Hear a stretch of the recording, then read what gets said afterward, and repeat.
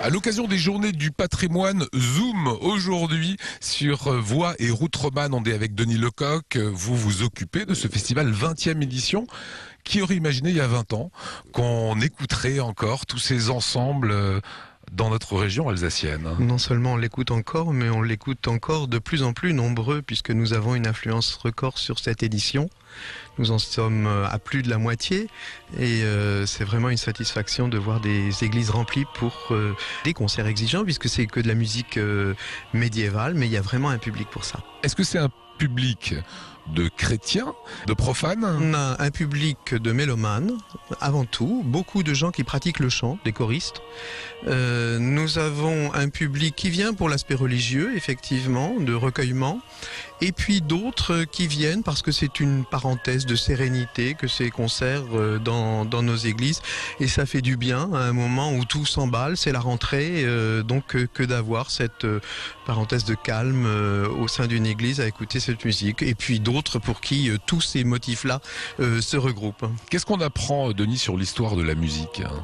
Eh bien, surtout cette année, c'était très intéressant. On a fait un parcours. Donc, on est parti du grégorien et on va arriver ce week-end à la Renaissance. Donc, on aura parcouru avec des œuvres majeures 8 siècles d'histoire de la musique. Alors, c'est vraiment la dernière ligne droite. Demain, vendredi, qu'est-ce qui nous attend? Demain, vendredi, nous serons à Célestat, dans l'église Sainte-Foy, avec un concert d'un ensemble qui nous vient de Bâle, qui s'appelle La Mora.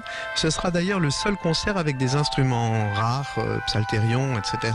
Et donc ils nous feront découvrir la polyphonie à l'époque des ducs de Bourgogne donc, et des musiciens flamands bourguignons. Ça, c'est pour demain vendredi. Samedi et dimanche? Samedi et dimanche. Samedi déjà, nous serons à Guebwiller, à l'église Saint-Léger, où nous accueillons un ensemble qui s'appelle la Capilla Flamenca. Donc rien à voir avec le flamenco, mais ça veut tout simplement dire la chapelle des Flandres. Donc c'est un groupe qui nous vient de Louvain, en Belgique, et qui va nous amener sur les berges de la Renaissance avec un compositeur qui s'appelle Agricola. Donc c'est intéressant. C'est un groupe vocal masculin excellent et qui sera accompagné à l'accordéon. Donc c'est un contresens absolu, mais qu'ils assument entièrement. Il n'y a que les Belges pour nous faire ça. Donc de mettre de l'accordéon dans de la musique médiévale. Mais j'ai entendu le CD, c'est très joli et très intéressant. Ça fonctionne. Oui. Et le dernier concert sera à Marmoutier. C'est un ensemble qui nous vient de Lyon, qui s'appelle Musica Nova, qui va nous faire une soirée Josquin-des-Prés. Là, nous sommes aussi au début de la Renaissance. Voilà pour l'aspect musical. C'est également Voix et Route Romane, une invitation à découvrir notre patrimoine culturel, religieux alsacien.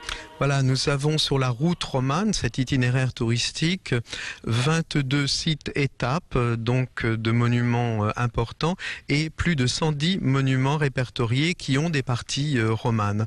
Donc j'encourage les gens à redécouvrir cet itinéraire en allant sur notre site Voix Romane pour en avoir le descriptif.